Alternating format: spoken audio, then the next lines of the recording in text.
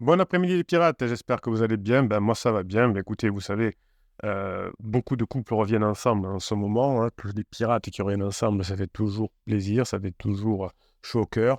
D'autres ne sont pas encore revenus ensemble, mais il y a beaucoup d'améliorations. Vous voyez dans les commentaires YouTube, vous voyez sur le groupe Facebook. À partir du moment où on met en application les formations, je vous rappelle que vous avez le catalogue des formations d'ailleurs en descriptif de ce podcast, de cette vidéo. Vous allez vous régaler de vous former et de vous améliorer. Et ça, c'est bon. Alors, on va aujourd'hui vous lire un message privé, hein.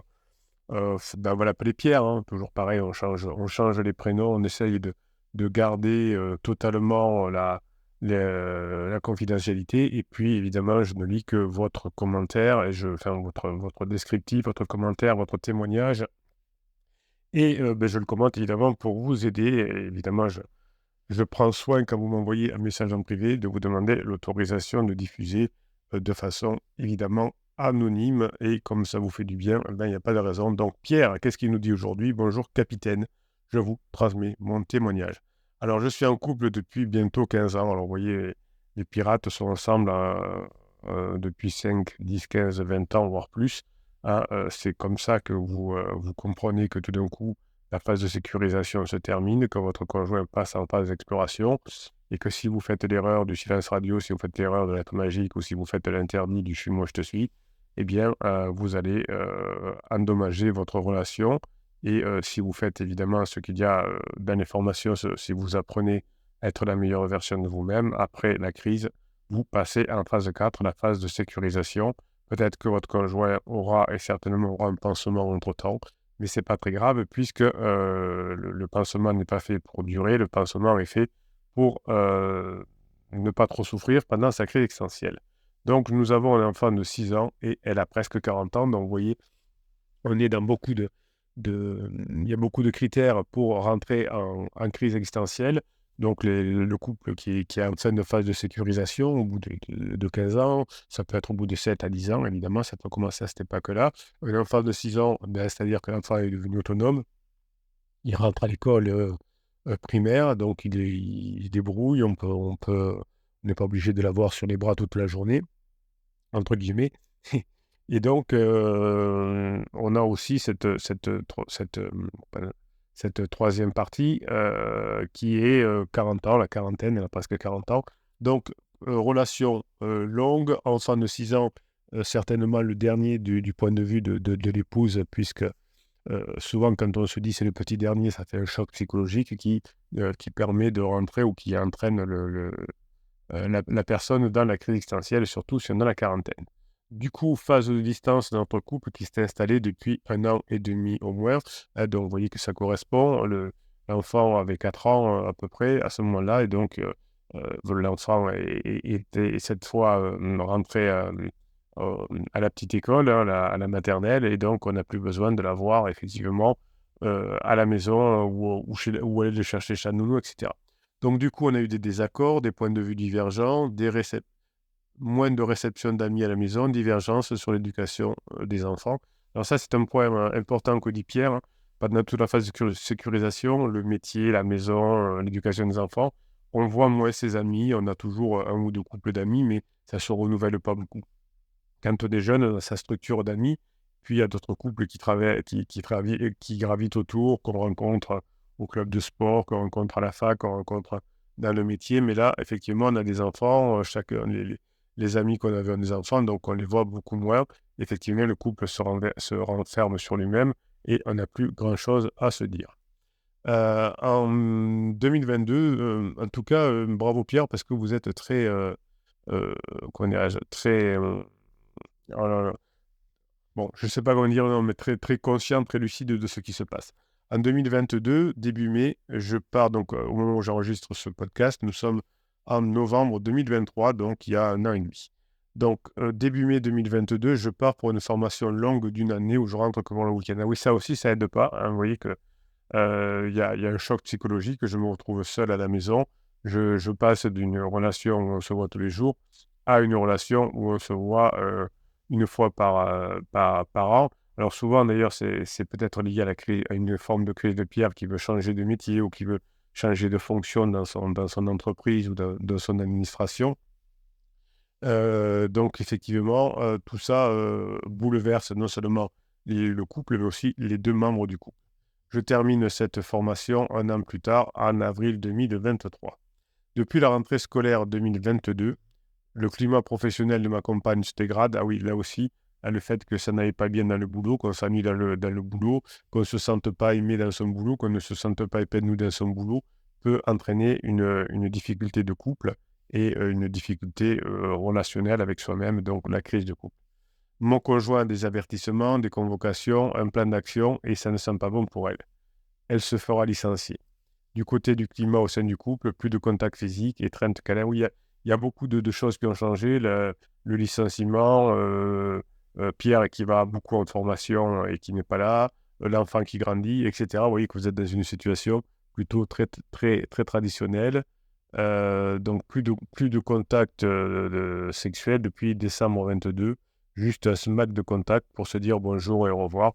Donc vous voyez que là, on est vraiment dans le couple en fin de phase de sécurisation. On est des colocs et on se fait encore un petit bisou un petit smack sur la joue, sur les lèvres, mais on est là que pour gérer le quotidien. J'ai le pressentiment tout d'un coup que nous sommes à 3 dans notre couple depuis la rentrée 2022. Alors, ça, c'est pas impossible, hein, quand votre conjoint se sent mal, éloignement du mari, difficultés professionnelles et enfant qui a grandi, et qu'on se sent mal, le pansement est envisageable. Depuis début d'année 2023, alors que je suis toujours en formation, ce pressentiment se renforce. Nouvelle lingerie, bijoux, nouvelle lecture spirituelle, énergie, oracle, pendule, radiesthésie, lithothérapie. Oui, on se sent tellement mal pendant le début de sa crise existentielle que, évidemment, on est attiré par un pansement qui nous fait du bien, mais aussi, comme on ne trouve pas des solutions rationnelles à son état, pourquoi je suis comme ça, eh bien, on va chercher des informations dans l'ésotérique, hein, les pendules, la radiesthésie, la lithothérapie, les oracles, les énergies, etc. La loi de l'attraction il suffit d'y croire pour que ça arrive. Bon, je résume évidemment, hein. Mais effectivement, on voit qu'on cherche des solutions à ce moment-là. Je la questionne, mais quand je la questionne, je prends ses foudres, évidemment, c'est pas ce qu'il faut faire.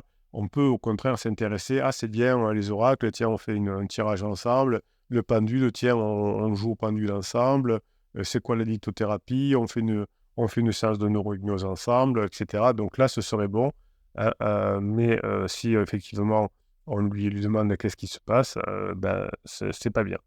Donc je lui dis que je sens qu'elle a un amant, donc ça c'est un interdit, et je reprends ses foudres et de menaces de me faire quitter.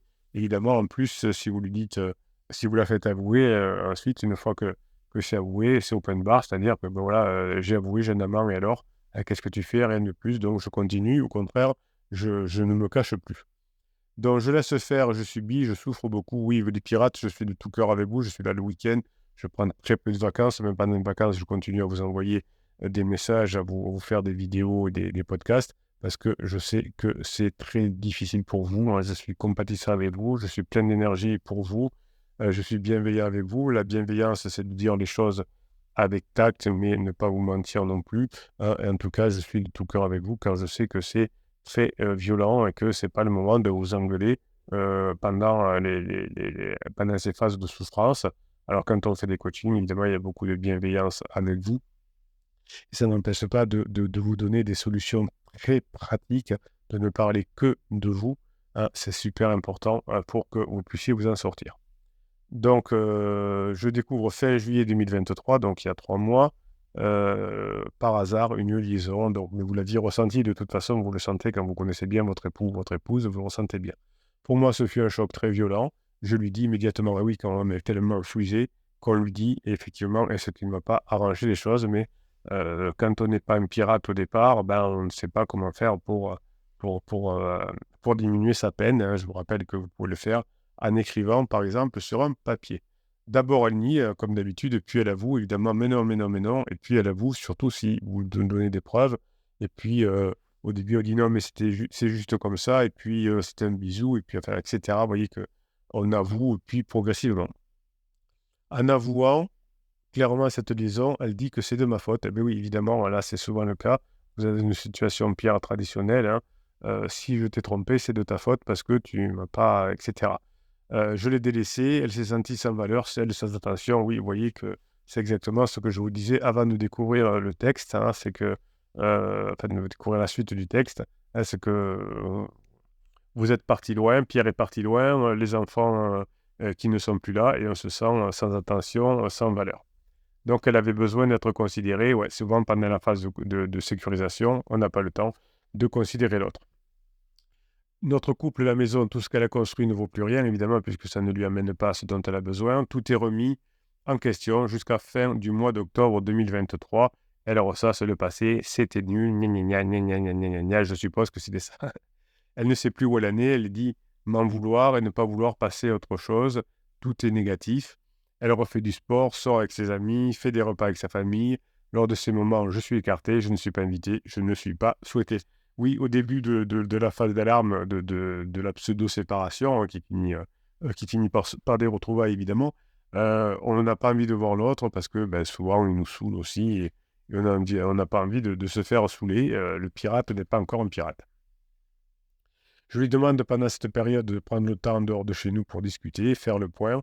Elle a toujours des excuses, elle n'a pas le temps. Alors ça c'est une erreur du pirate, mais on comprend hein, que effectivement c'est dur et qu'on a envie de savoir, mais le conjoint ne savant pas ne peut pas vous en parler. En revanche, si votre conjoint vous dit il faut qu'on parle, là vous le direz écoute avec plaisir, on va en parler, mais pas ici, on se fera un petit resto. Mais c'est à la demande du conjoint. Vous ne faites que passer des bons moments avec votre conjoint. Si votre conjoint va en parler, vous faites la formation comment réussir le repas au restaurant et vous faites de ce repas au restaurant, même si votre conjoint voulait vous dire gna gna gna gna gna gna, un bon moment et vous apprendrez à le faire dans la formation que vous retrouvez en descriptif de cette vidéo avec des 150 heures de formation.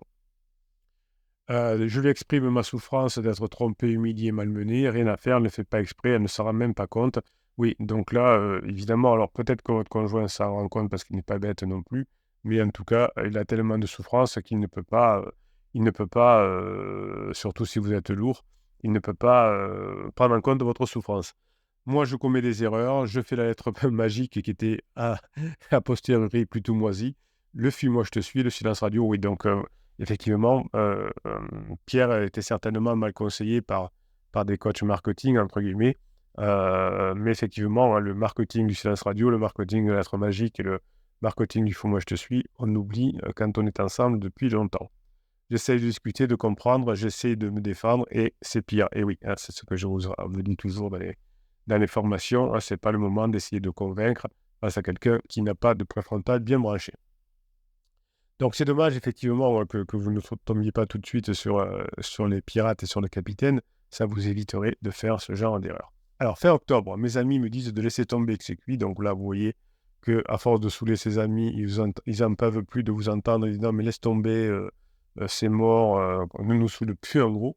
J'ai dû trop les saouler à répéter mon histoire. Mais vous voyez que Pierre, il me donne les réponses avant que je lise. Hein.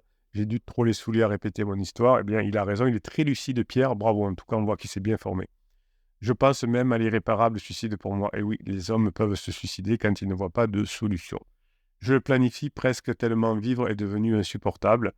Alors, ça, c'est très, très important. On n'a jamais eu de tentative de suicide quand quelqu'un est devenu un pirate. Mais évidemment, on a récupéré des pirates comme Pierre qui avait pensé, voire qui avait fait des TS, des tentatives de suicide. Heureusement, ça ne s'est jamais arrivé pour des pirates, hein, à partir du moment où ils sont rentrés dans le réseau. Mais vous voyez qu'un homme en particulier, pendant une crise de couple, peut y penser. Et puis, on a toutes ces histoires là, de personnes qui ont tué leur famille, etc., tellement ils étaient désespérés. Ah, c'est des moments très durs, mais évidemment, hein, c'est des interdits graves. La violence physique sur votre conjoint ou sur vous-même est un interdit formel. Tout d'un coup, je sens que ce n'est pas la solution. Je fais le choix de m'éloigner de la maison et d'aller chez un ami à moi. Alors voilà, c'est mieux que rien.